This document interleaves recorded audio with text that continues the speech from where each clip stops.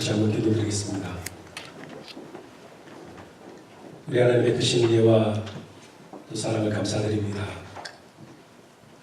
우리가 오늘 이 자리에 있을 수 있는 것, 우리 주님의 갈보리의 그 놀라운 사랑 때문인 것을 믿고 또한 고백합니다. 하나님 이 시간 우리가 그 은혜와 사랑을 함께 말씀을 통하여 나누기를 원합니다.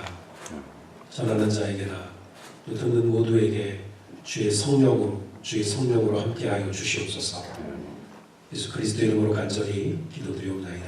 아멘. 할렐루야. 아멘. 하나님의 크신 은혜와 또 평강이 오늘 함께 예배하는 여러분 모두에게 충만하게 함께하시기를 축원합니다. 아멘. 혹시 이런 말 들어보셨나요? 젊은이는 뭘 먹고 살고 꿈을 먹고 살고 노인들은 추억을 먹고 산다. 들어보셨어요? 네. 네. 몰랐는데 저기 어느 나라 멕시코의 속담이라고 그러더라고요. 네. 그 나라 사람들에게만 적용되는 게 아니라 우리도 대부분 그런 것 같다 이렇게 끄덕끄덕 할 수 있는 말인 것 같습니다. 왜 저런 말이 생겼을까요? 젊은이들은 왜 꿈을 먹고 산다고 했을까요? 아마도 젊은이들에게는 지금보다 언제가 더 좋을 것 같아요? 네, 미래가 더 좋을 것 같은 거죠. 네, 그래서 그 미래를 향한 그런 꿈을 먹고 산다는 말일 겁니다. 지금 막 열심히 한창 막 공부하고 있는 젊은이들에게는 어떤 꿈이 있을까요? 네, 이 공부를 마치고 나면 내가 더 좋은 학위를 내가 얻고 또 하고 싶은 일도 하고 내가 원하는 그런 일을 직장에 취직할 수 있지 않을까 이런 꿈들이 젊은이들에게 있는 거겠죠. 지금보다 그때가 더 좋지 않을까라고 하는 기대와 소망이 있는 거겠죠. 지금 막 회사에 입사한 젊은이들은 어떤 꿈이 있습니까?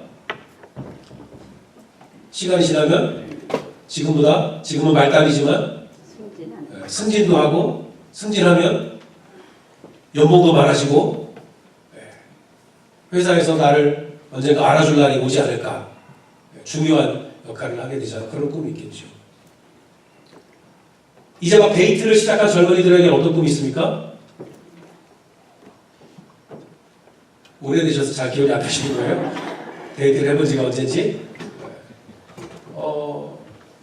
좋은 하나님이 맺어주시는 좋은 짝을 만나서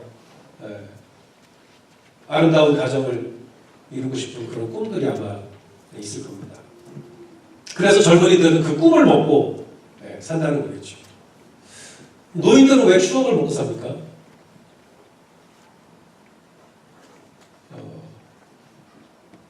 예전에, 그죠? 지금보다 좋았던 시절을 돌아보는 일이 아마 많아지는 것 같습니다. 예전에는 지금보다 더 건강했었던 그런 시절을 돌아보면서 내가 왕년에는 쌀 한 가마니 그냥 번쩍번쩍 들었었는데 뭐 그랬던 시절 다 한 번씩은 있으셨잖아요. 그죠? 없으셨어요? 지금보다 훨씬 젊고 잘생겼던 시절을 돌아보면서 내가 그때 밖에만 나가면 누가 줄줄줄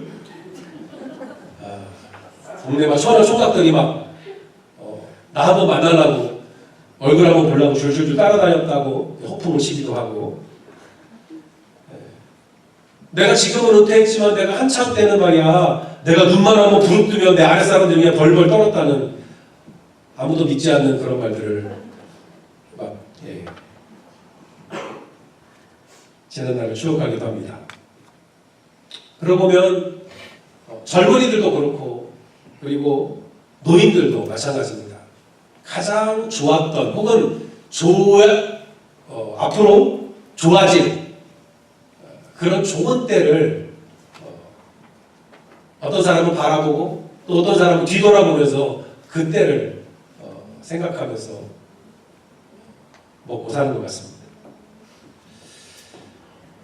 젊은이들은 지금보다 미래가 더 좋아질 거라고 기대하고 꿈을 먹고 또 이제 어르신이 되면, 노인이 되면 지금보다 좋았던 그때를 추억하면서 사는 것 같습니다. 여러분, 그래서 화려했던 과거를 가진 사람일수록 미래를 꿈꿀까요? 과거를 돌아보는 걸 좋아할까요? 과거가 너무 좋고 화려했던 사람일수록 미래를 바라보기보다는 과거를 돌아보는 걸 더 좋아할 수 있겠죠. 앞으로 다시는 그 좋았던 시절이 올 것 같아요? 안 올 것 같아요? 안 올 것 같은 거죠. 왜냐하면 이때가 너무 좋았기 때문에. 여러분, 그래서 어떤 그 사역자들은 그런 말을 합니다. 어마어마한 액수의 이 그 복권에 당첨된 사람들이 있잖아요. 근데 그 사람들이 복권에 당첨된 이후의 삶을 이렇게 연구해 보면 복권에 당첨된 그때보다 그 이후로 더 행복하게 사는 경우가 많을 것 같습니까? 아니면 그 전보다 못할 때가 더 많을 것 같습니까? 잘 못하다는 거예요. 생각보다. 우리가 잠깐 그렇게 놀라운 행운을 만났으니까 정말 행복하게 잘 살 것 같은데 잘 그러지 못하더라는 거죠. 왜 그럴까? 여러 가지로 생각을 해봤더니 그런 이유도 있다는 거예요. 일생에 한 번 오기도 힘든 그런 행운이잖아요. 누구에게는 오는 것도 아니고. 그런데 그런 사람들에게는 앞으로 그것보다 더 놀랍고 기쁜 일이 그의 평생에 일어나기 어렵다는 거죠. 그런 행운이 또 오겠습니까? 안 올 거라고 본인도 생각이 들겠죠. 그래서 그런 사람들은 대부분 자기들의 미래를 꿈꾸기보다는 다시는 오지 않을 그때, 그 순간, 그때 정말 마지막 번호가 맞을 때 내가 정말 이래가면서 그때를 추억하면서만 산다는 거죠. 그리고 어떤 사람들은 그때 그 순간의 그 기쁨을 다시 맛보고 싶어서 해서는 안 될 일, 가서는 안 될 길로 빠지기도 한다는 겁니다. 그래서 많은 경우에 그 사람들의 이후의 삶이 그다지 행복하지 못한 경우가 많더라 라고 하기도 합니다. 오늘 본문에 보면 이스라엘 백성들에게도 그렇게 짜릿했던 시절이 있었습니다. 언제였습니까? 우리도 여러분 잘 아시는 사건인데요. 이스라엘 백성들이 430년 동안 애굽에서 노예 생활하다가 드디어 모세와 함께 야밤을 틈타서 탈출하던 그때죠. 밤에 다 옷을 입고 준비하고 기다리고 있다가 모세가 가자 그러니까 막 출발해서 갔는데 가다가 보니까 뭐가 앞에 나왔어요? 홍해바다가 앞에 나왔잖아요. 지나갈 수가 없죠. 저기 보니까 뒤에는 누가 쫓아와요? 애굽가 원래는 가라 그랬었는데 보내놓고 보니까 후회를 해서 군대를 끌고 막 쫓아오는 거죠. 잡히면 다 죽었어 그러고 따라오는 거. 그때 하나님께서 무슨 일을 하셨어요? 바다 가운데 길을 내셨어요. 그 바다가 양쪽으로 밤새도록 동풍이 불어서 바다가 갈라지고 그 가운데 많은 땅이 드러난 거예요. 원래는 이 바다를 지나갈 수가 없으니까 멀리 돌아갔어야 되는데 하나님께서 바다를 열어서 지름길을 내주신 거예요.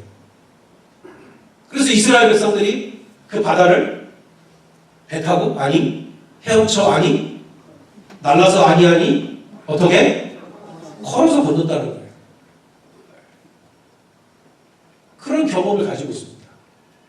이스라엘 백성들이 다 건너고 나니까 애굽의 군대들이 마차와 병거들이 바다로 들어왔죠. 그랬더니 바다가 다시 어떻게 됐어요? 다시 바다가 덮쳐서 그 용맹하다는 애굽의 군대들이 그 바다에 수장되는 것을 봤단 말이죠. 얼마나 짜릿합니까?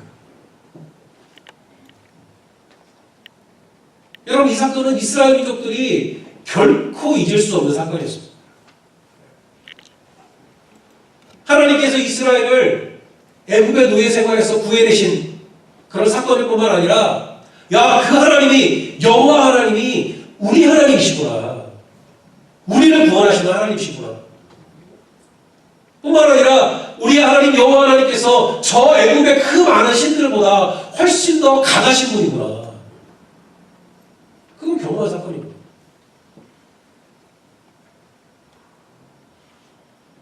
여러분, 그런데 하나님께 이 놀라운 일을 행하셨던 그 하나님께서 18절에 보면 뭐라고 하셨어요?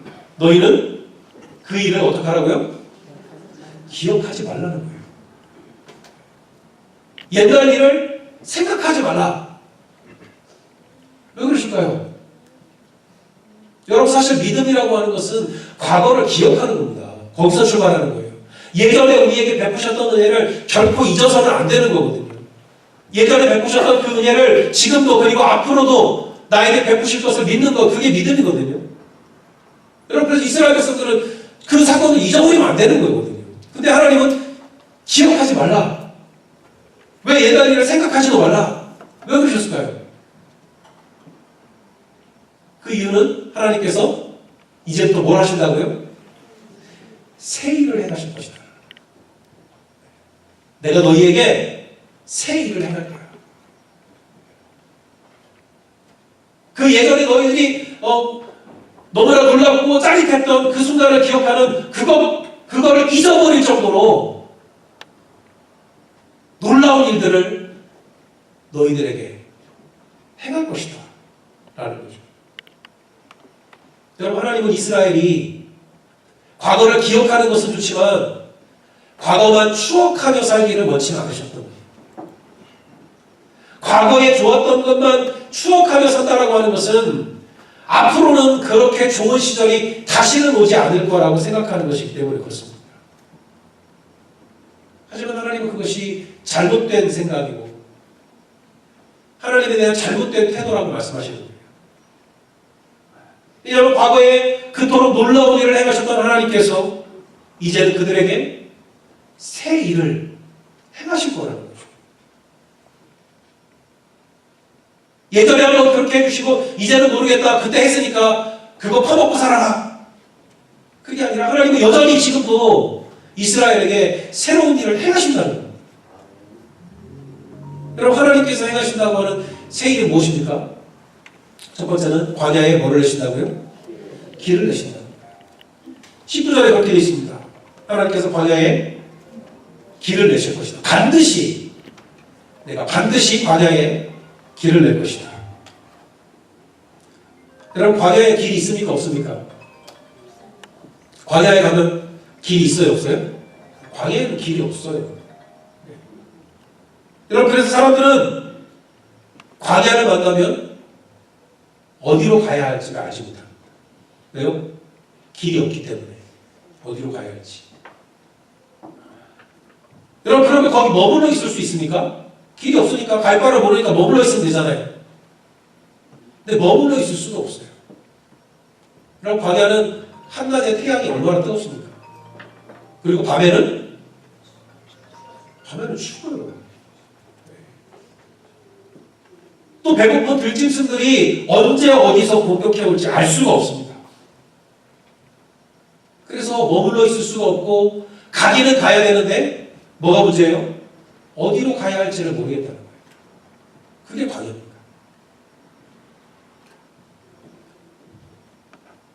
여러분이 오늘 우리가 이사야서의 말씀을 읽고 있는데 이사야 당시에 이스라엘 백성들은 이런 광야와 같은 상황에 처해 있었습니다.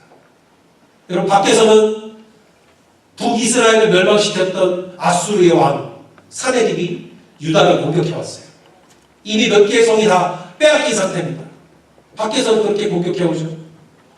뒤에서는 이 지금 막 떠오르는 제국 바벨론 제국이 히스기야 왕을 문병한다고 하는 핑계로 정탐꾼을 보내요. 왜 정탐꾼을 보내겠습니까? 바벨론도 이 유다를 집어삼킬 생각을 하고 있는 거거든요. 나중에 결국 바벨론에게 망했죠. 여러분, 안에서는 어떻습니까? 이 위기를 헤쳐나가야 될 히스기야 왕이 병이 들었어요. 그것도 감기 정도 걸린 게 아니라 죽을 병에 들었습니다. 하나님께서 이사야를 보내서 말씀하셨어요. 너는 못 살 거야. 죽게 될 거야. 라고 말씀하실 정도로 심각한 질병이었습니다. 참 어려운 상황이죠. 머물러 있을 수도 없고 어디론가는 가야 되는데 어디로 가야 할지, 앞으로 가야 할지, 뒤로 가야 할지 알 수 없는 광야와 같은 상황이었습니다. 여러분, 우리 인생 중에도 광야와 같은 때를 만납니다. 그죠? 상황이 너무 힘들고 어려워져서 어디론가 가기는 가야 되는데, 빠져나가야 되는데 어디로 가는 것이 좋을지 도무지 길이 보이지 않는 그런 때가 있습니다. 경제적으로 어려워져서 빚은 쌓여가는데 돈 들어갈 곳은 자꾸만 늘어나고 어떻게 이 상황을 벗어나야 할지 알 수 없을 때가 있습니다. 인간관계가 힘들어져서 이대로는 안 되겠는데, 그런데 어디서부터 이 꼬인 것을 풀어야 할지 알 수 없을 때가 있다는 거죠. 길은 보이지 않고 그렇다고 가만히 있을 수도 없는 이런 광야와 같은 시절이 살다 보면 찾아온다는 거죠. 그럴 때를 만나게 된다는 겁니다. 여러분, 우리가 이 광야에서 어떻게 하면 좋을까요? 하나님께서 광야에 길을 내신다고 했습니다. 여러분, 하나님은 어디에도 길을 내셨어요? 바다 한가운데도 길을 내셨던 분이에요. 그럼 그런 하나님께서 광야에 길을 내실 수 있을까요? 없을까요? 저는 있다고 믿습니다. 여러분, 광야는 길이 없잖아요. 여러분, 그래서 동시에 그렇기 때문에 어디나 길이 될 수도 있는 것이 또 광야입니다. 그래서 예전에는 그 누구도 가본 적이 없었던 나만의 길을 발견할 수도 있는 곳이 바로 광야이기도 해요. 어쩌면 하나님께서 우리의 인생길 가운데, 우리의 인생길 중간에 광야를 만나게 하시는 것은 어쩌면 우리에게 그런 길, 새로운 길을, 나만의 길을 찾게 하시려고 하는 하나님의 뜻인지도 모릅니다. 우리가 광야를 만났다고 해서 아이고 어떻게 해야 되나 두려움에 떨고 어쩔 줄 모르고 우왕좌왕하지만 않는다면, 혼자 가면 외로우니까 언제나 나와 함께 해주시는 그분과 내가 함께 갈 수 있다면, 여러분, 분명히 광야는 우리에게 새로운 길이 될 수 있습니다. 다른 사람이 가본 길은 아니지만, 내가 이전에 가본 길도 아니지만, 그러나 하나님과 함께 동행하는 전혀 새로운 길이 광야의 한가운데 날 수도 있다는 겁니다.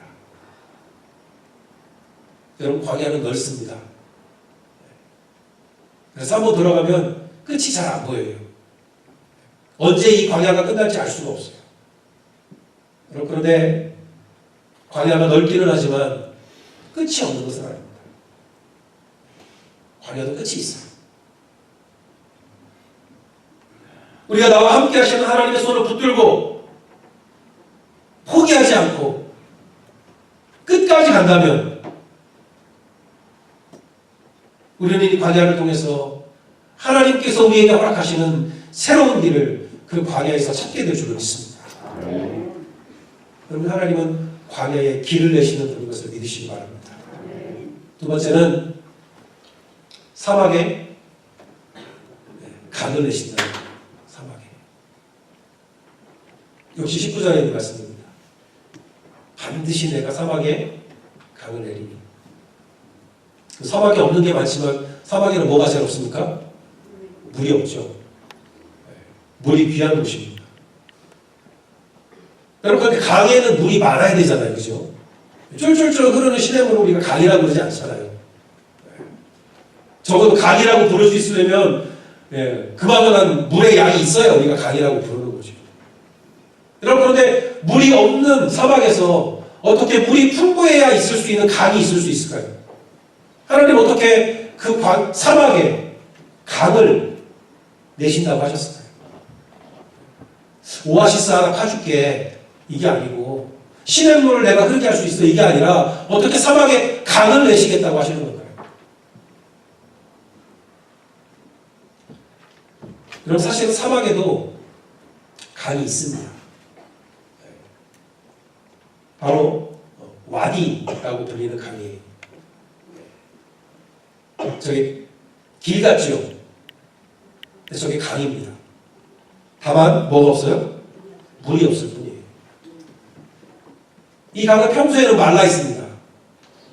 그런데 사막에도 비가 올 때가 있는데 우기가 돼서 비가 오면 한 번 오면 바로 이곳으로 물이 흘러서 저렇게 강이 되는 겁니다. 그러는 사막에 살고 있는 들짐승들뿐만 아니라 사람들도 거기에 와서 물을 마시고 거기에 풀이 자라고 나무가 자라게 됩니다. 여러분 그래서 사막에 강이 생기느냐 마느냐 하는 것은 전적으로 어디에 달려있습니까? 비가 오느냐 마느냐에 달려있다는 거예요. 비가 오느냐 마느냐. 여러분 비가 오지 않으면 그 강은 강의 모양은 있지만 뭐가 다를 바가 없습니까? 사막과 다를 바가 없어요. 그러나 비가 오면 거기는 더 이상 사막이 아니죠. 강이 되는 거예요. 물이 흐르는 곳. 여러분 사막에 어느 게 또 있습니다. 사막에는 생명이 없어요. 뭐가 없기 때문에? 물이 없기 때문에. 여러분 모든 생명 있는 것들에게 꼭 필요한 것이 바로 물입니다. 여러분 그 미국의 그 나사에서 우주 그 본부에서 화성에 탐사선을 보내서 제일 찾고 싶어하는 게 뭐예요? 물을 찾고 싶어하는 거예요. 왜? 물이 있으면 생명체가 있을 가능성이 아주 높다는 거죠. 여러분 그만큼 물이라고 하는 것은 모든 생명에게 꼭 필요한 것인데 사막에는 물이 없기 때문에 물이 부족하기 때문에 생명이 없다는 거예요. 물? 풀 한 포기 자라기 어려운 거죠. 여러분 사막에는 생명이 없는 것처럼 마찬가지로 사람들의 메마른 심령에는 생명이 없습니다. 우리의 심령이 메마르잖아요. 그럼 거기 생명이 없어요.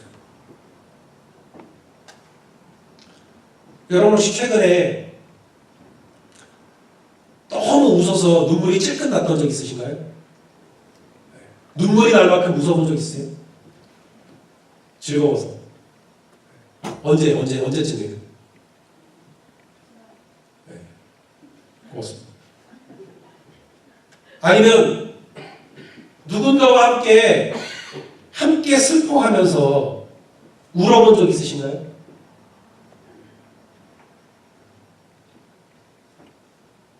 슬픈 일을 당한 사람과 내가 함께 슬퍼하면서 울어주고 기쁜 일을 당한 사람과 함께 진심으로 즐거운 적이 여러분 언제세요? 그게 언제쯤인지 이제는 기억이 잘 나지 않는다고 한다면 내 심령이 메말라가고 있는 거예요.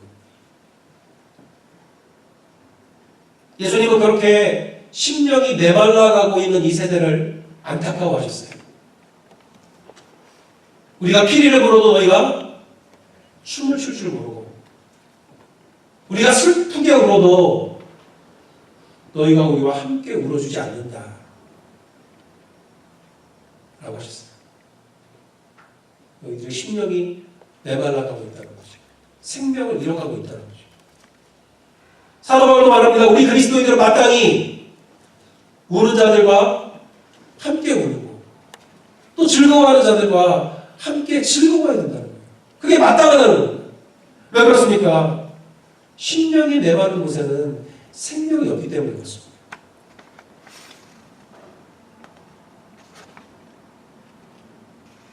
심령이 메마른 사람들, 남들과 함께 울어주지도 못하고 함께 즐거워하지도 못하는 사람들이 잘하는 게 하나 있습니다.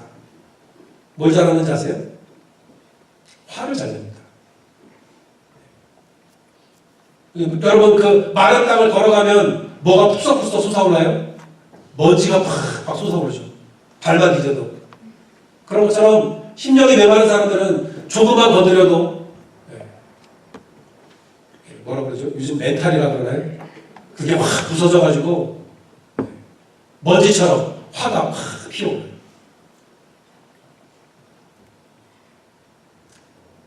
여러분 요즘 사람들이 얼마나 화를 많이 내는지 아시죠?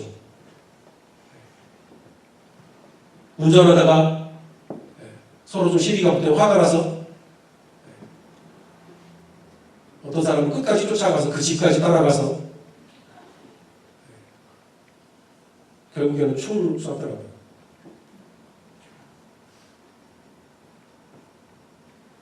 게임을 하지 못하게 하는 아버지가 미워서 의붓 아버지도 아니에요. 친아버지예요. 여러분 저는 분노 조절 장애라는 병이 있다는 것을 오래되지 않았어요. 그런 병이 생긴 게.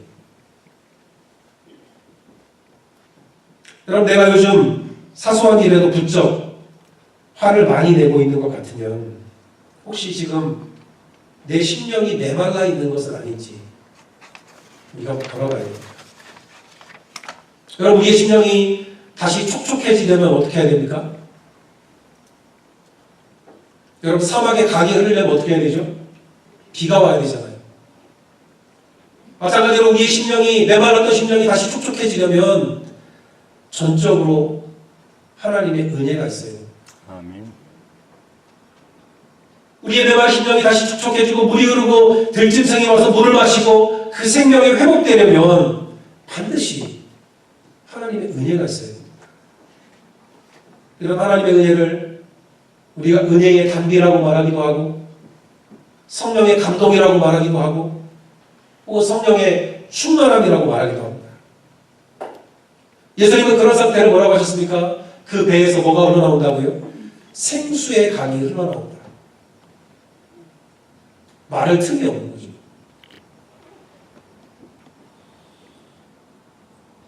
여러분 하나님께서는 메마른 사막에 강을 내시는 분인 것을 믿으시기 바랍니다. 아멘. 사랑하는 애들 성도 여러분, 추억은 참 아름다운 겁니다. 그렇죠? 요즘 인터넷 그걸 하다 보면 컴퓨터가 알아서 우리 막 10년 전 사진 이런 걸 막 이렇게 올려줘요. 10년 전 사진이 이렇다, 7년 전 사진이 7년 전 오늘 너가 찍은 사진이다, 뭐 이래가지고 올려줍니다.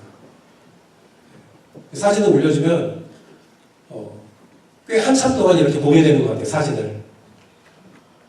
아유 이때 젊었구나. 괜찮았네 이게 참. 우리 애들이 이렇게 어렵구나. 돌아보죠. 아름다워요.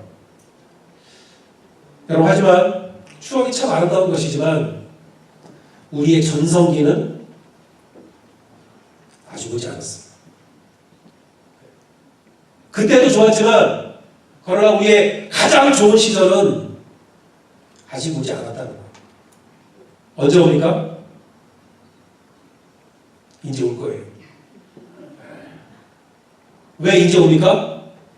하나님께서 새 일을 행하실 것이기 때문에. 예전에 우리에게 그렇게 놀라운 일을 행하셨던 그 하나님께서 이제 앞으로 우리에게 더 놀라운 새 일을 행하실 것이기 때문에 이제 올 거예요. 우리의 전성기가. 예전에 좋았던 일이 없었던 것은 아니지만 그때가 기억나지 않을 만큼 더 놀라운 일을 우리에게 베푸실 것을 믿습니다. 아멘. 여러분 아까 어느 나라 사람들은 뭐라고 했습니까? 젊은이들은 꿈을 꾸고 노인들은 추억을 먹고 산다 그랬지만 성경은 다르게 말해요. 성경은 젊은이들이 환상을 보고 노인들은 오히려 노인들도 꿈을 꾼다 라고 말합니다. 하나님 안에서라면 노인이라고 해서 추억만 먹고 살라는 법이 없다는 거예요. 하나님이 허락하신 그 좋았던 추억은 우리의 믿음 가운데 잘 간직하고, 그러나 오늘도 하나님께서 나에게 베푸실 새 일, 이제 앞으로 우리에게 다가올 그 전성기를 꿈꾸면서 앞으로 나아가는 그런 하나님의 백성들이 다 되시기를 주님의 이름으로 축원합니다. 아멘. 기도하겠습니다.